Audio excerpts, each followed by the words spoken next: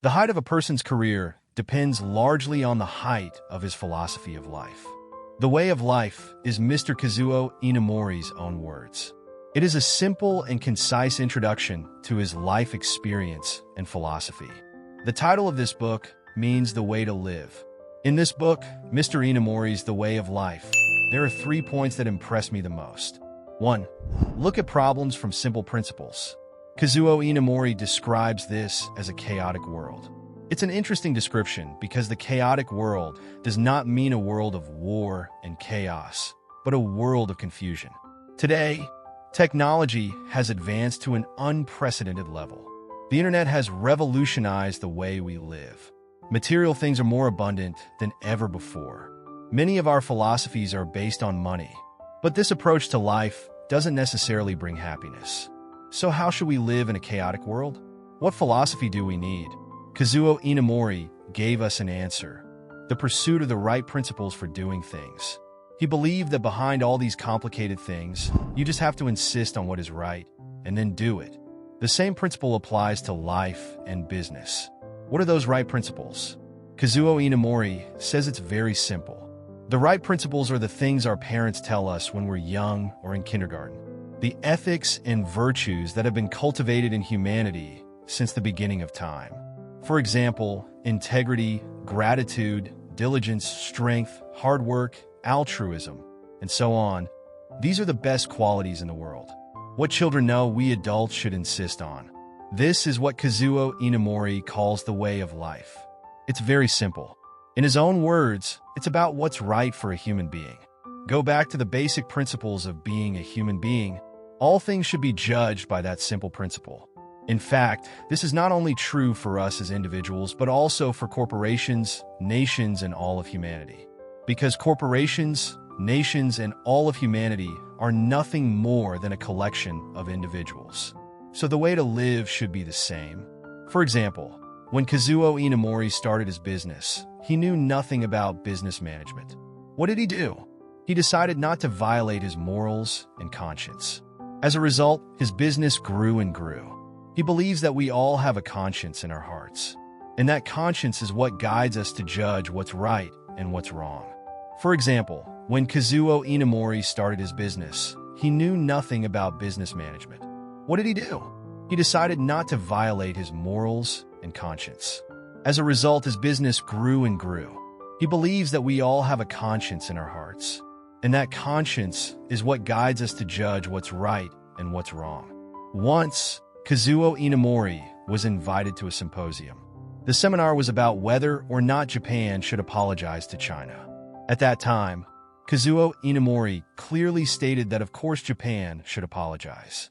Japan must apologize. It's a historical fact that Japan has invaded other countries. It's like if you hurt someone, you should apologize. This is the most basic sense of justice a person should have. However, many of the guests shook their heads when they heard this. They disagreed with Kazuo Inamori's point of view. They said, "You can't apologize. How can you apologize? If you apologize, you'll put our country in a position of injustice and loss of authority. It will put us in an unfavorable position in international law and cause great harm to our country." But Kazuo Inamori said, should we violate our conscience just because our position in the world has been jeopardized? Should we refrain from doing something that is detrimental to us? Too many of us know what's right, but we just don't do it. That's because we let our own selfish thoughts cloud our conscience. That's why we complicate so many simple problems. That's why Kazuo Inamori said, even in international affairs, we can do the right thing if we follow the basic principles. In the late 1980s, Kazuo Inamori succeeded in building the Kyocera Group. Through years of hard work, he had accumulated a huge amount of cash deposits. This coincided with a period of rapid real estate appreciation in Japan. At that time, all you had to do was buy a piece of land, sell it a few days later, and the value of your assets would rise rapidly.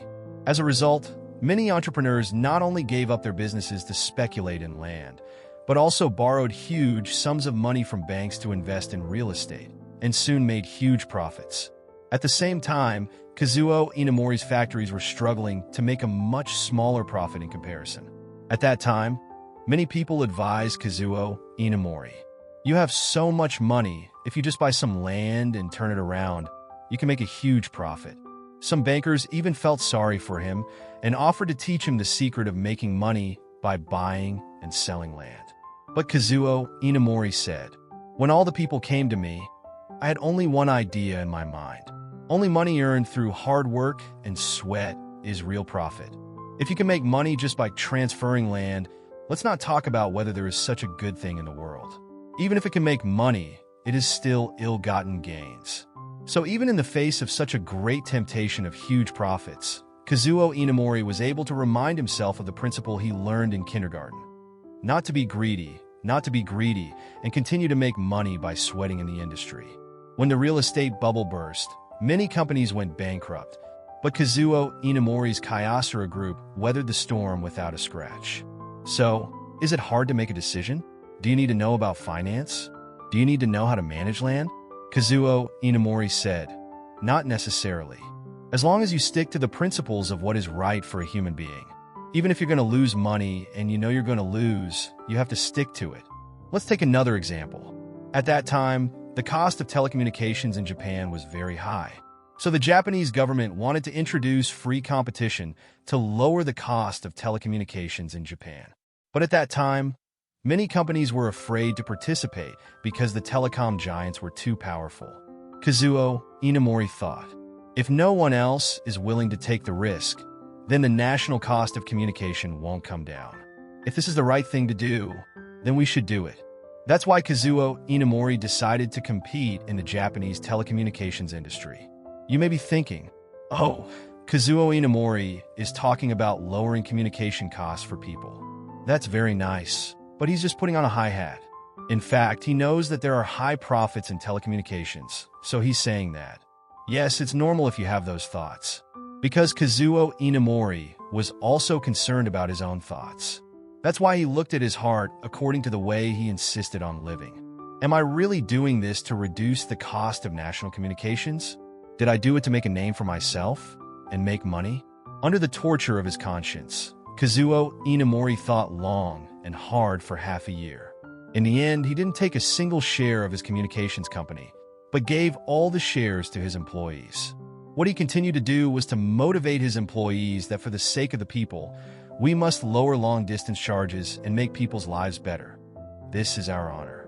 It was Kazuo Inamori's altruistic spirit of working wholeheartedly for the benefit of the people, not for his own benefit, that allowed a small company in this industry, with no background, no agents, no infrastructure, that no one thought much of, to grow rapidly and become a Fortune 500 company. You see, Kazuo Inamori made these seemingly ridiculous and incomprehensible decisions, but he persisted in doing the right things and achieved amazing results. How can we live better, happier lives? Kazuo Inamori summed up a very simple equation for life results. The result of life's work is actually equal to the way of thinking multiplied by passion and then multiplied by ability. Ability refers to our inherited genes and the knowledge, methods, and experience we have acquired.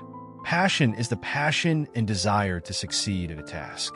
Mindset refers to our attitude, mental state, and value preferences when we approach our work. According to Kazuo Inamori, how much a person can achieve in life depends on the product of these three factors.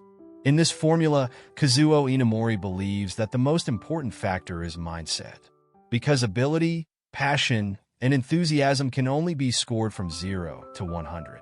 But mindset can go from a negative 100 to a positive 100, because it's a multiplication formula.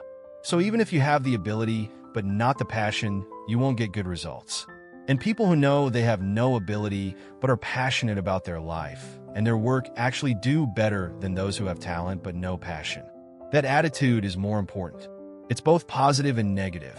It shows that if we change our mindset, if we change our perception, if we change our approach to life, our lives and our careers can turn 180 degrees. Having the ability and the passion, but having a negative mindset will lead to the opposite result in life. With a positive attitude, you can live a happy life even if you're less capable.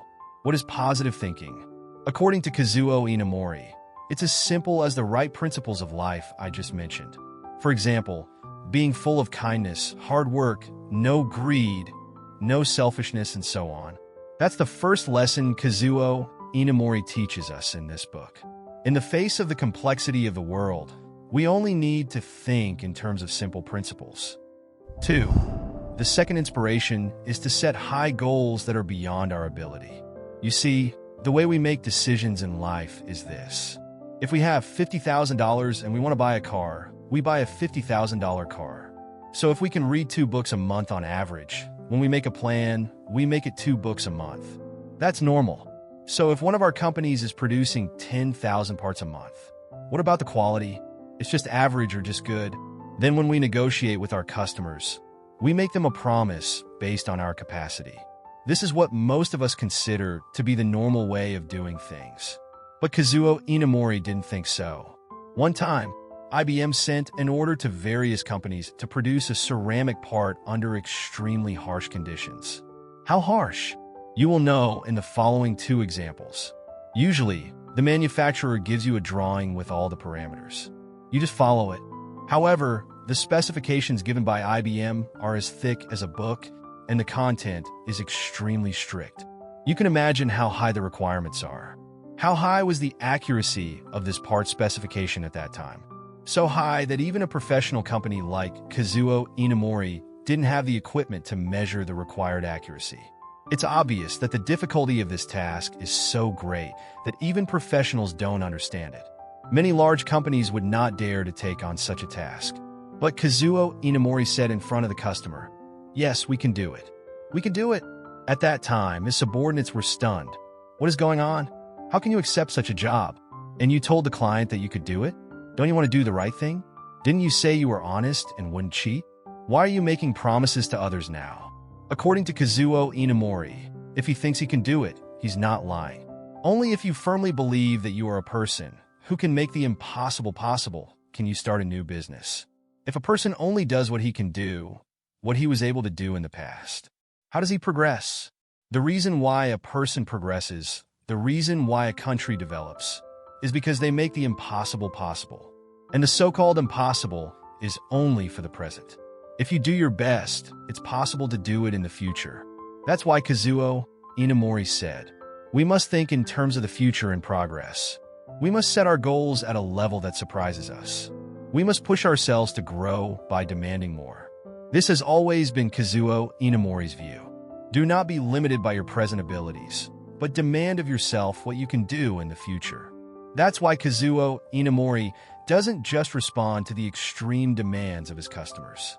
Sometimes he even took the initiative to give his employees tasks that were impossible in the past. His goal was to force everyone to think, how can I improve? How can I reduce costs? How can I improve quality? Under these demands, Kazuo Inamori's Kyocera group became more competitive in the marketplace. Each time it completed a challenging project, its capabilities increased. As a result, Kyocera eventually became a Fortune 500 company. He relied on his ability to set high goals beyond his current capabilities. One by one, he turned the impossible into the possible. This is the second life lesson that Kazuo Inamori has given us. Then you might be worried. Yes, it's good to have that kind of confidence. I've also made wishes for myself. But it's not good to make promises to your customers that you can't keep. Because the future is uncertain. Even if you have confidence, you may not be able to achieve that goal. What if you don't reach it and can't keep your promise? The answer lies in the third inspiration in this book. 3. Work hard enough so that God can help you. We usually think that hard work means I work hard and stay late, and we accomplish more tasks. The hard work that Kazuo Inamori is talking about is not that simple. What he means is that you have to put all your effort into it. Work hard until you despair. Work hard even after you despair. When there is no hope, go back to the scene, go back to the place where the problem occurred, and try harder until God comes to help. According to him, there's an answer for everything. It's just a matter of how badly you want to find it. Only by working harder than anyone else can you really sharpen your mind and achieve success. When Kazuo Inamori's company, Konjac Corporation, was just starting out, it was very difficult. I was able to get a job making an extremely precise ceramic product. This ceramic product looked like an ordinary ceramic part. However, the requirements were extremely strict. No deviation in size, no deformation, and no uneven color. The combination of these requirements made it a very difficult task, almost impossible to achieve. Since Kazuo Inamori had taken on the task, he had to do it. However, during trial production, a problem was discovered. When you put the ceramic mold in the oven, no matter how much you changed the formula or the mold, after the ceramic heated up to the desired temperature, the ceramic became a living thing. It was either warped here or there, like grilled squid, and it couldn't be flattened no matter what. We failed many times, but we couldn't get the precision we needed. The team was very frustrated, thinking that it was all over and that we wouldn't be able to make such a high-quality product this time. But then Kazuo Inamori said, "Don't give up. I can't believe I can't solve this problem. I have to find out why this ceramic is lifting." So he moved his pots, pans, bedclothes, and bedding into the lab. He lived next to the kiln every day and tried all kinds of methods. Still, every time he burned it, the product was inferior. What can I do? When you're at the end of your tether, you go back to the site and try to see for yourself, and try again. Kazuo Inamori thought to himself, "I have to see for myself how this ceramic, which was so neatly placed, was deformed." At that time, there was an observation hole in the kiln. He opened it and observed the heating process day and night. He noticed that when the temperature reached a certain point, the ceramic piece began to warp. He was so worried that he thought, "I'd like to hold it down with my hand to keep it from lifting." But he couldn't press it because the temperature inside was over 1,400 degrees, and his hands would melt. It was during this observation that he got the idea to flatten it with his hands. He suddenly realized that he couldn't get his hands inside, so he could just put in a heat-resistant material. As a result, he found a heat-resistant material and carefully pressed it onto the ceramic mold, which finally produced a qualified product. Afterwards, Kazuo Inamori used a phrase to describe this state of mind. "There is a spirit in the workplace." What does that mean? How can there be a spirit in the workplace? This saying came from a famous lawyer he knew. This lawyer handled many difficult cases. Once, when Kazuo Inamori met this lawyer, he asked him, "What do you think is the key point when you handle a complicated case?" The lawyer said, "It's all in the field. There's a spirit in the field." The lawyer's words struck a chord with Kazuo Inamori. He realized that even though they had different specialties, they both had the same key to their work. To make ceramics, you have to try everything on the spot. You try and try until the gods are moved to help you. In fact, we encounter similar situations all the time. No matter how much we try, no matter how much we experiment, no matter how much we try, we just can't get the job done. And when we think there's nothing more we can do, Kazuo Inamori thinks that's just the beginning. This is the time to regain your composure, face reality, and re-examine your surroundings. From hard work to despair, and back to despair, and back to hard work. That's the way of the gods in the workplace. It depends on whether you can impress him. Later, when the Konica Group became very large, it wanted to try a cutting-edge technology in the printer industry. It was to produce a toner cartridge that didn't need to be replaced for the life of the printer. You know, a printer can print tens of millions of pages in its lifetime. For a toner cartridge to work under these conditions, the material requirements are extremely high. In principle, the technology of this toner cartridge is not complicated. It's just a special aluminum drum coated with a thin film. But the technology requires a very high degree of uniformity in the application of the film. How high? The final thickness must be no more than 1/1000th of a millimeter. That's a very high level of precision. At that time, many major companies in the world were trying to master this technology, but none of them succeeded. The Kazuo Group had a team that spent 3 years trying to solve this problem. At that time, Kazuo Inamori himself was about to give up. Kazuo Inamori remembered his words. "There is a God at work, and you must work so hard that even God will help you." So he gathered his research team back together and gave them a pep talk. "I want you to go back to the field and work harder. No matter what phenomenon you see, no matter what detail you see, you will record it without missing a beat." Kazuo Inamori took it very seriously. One night, he went out to see how things were going. When he arrived, he found the researcher snoring in his sleep, which infuriated Kazuo Inamori. So he made the risky decision to replace him. He made drastic changes to the team that had been working on the project for years, including firing the project manager. He brought in a whole bunch of new people to work on the project. As a result, a year later, these young people who had just started working on the project were successful. They became the first company in the world to master this technology. That's the third lesson Kazuo Inamori taught us. There are gods at work, and you have to work so hard that even the gods will help you. That's what the book The Way of Life tells us about the way Kazuo Inamori thinks people should live. They became the first company in the world to master this technology. That's the third lesson Kazuo Inamori taught us. There are gods at work, and you have to work so hard that even the gods will help you. That's what the book The Way of Life tells us about the way Kazuo Inamori thinks people should live. At this point, let's add a little bit about the background of Kazuo Inamori's writing of this book. When Kazuo Inamori wrote this book, he had already left the business world and converted to Buddhism more than 10 years ago. Therefore, some of his thoughts on the meaning of human business were deeply influenced by Buddhist thought. There are also some Buddhist ideas in this book. Ideas such as gods and goddesses are not just metaphors. They are part of his worldview. With this background information, it may be helpful to understand the content of the living Dharma. Now let's summarize the book.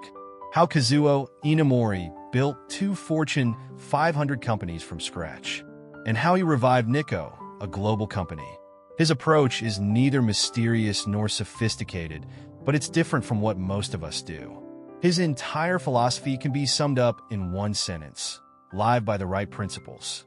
Specifically, it has 3 parts. First of all, the right way to live is to follow the right principles of life, which means you should do the right things and stick to them for a long time.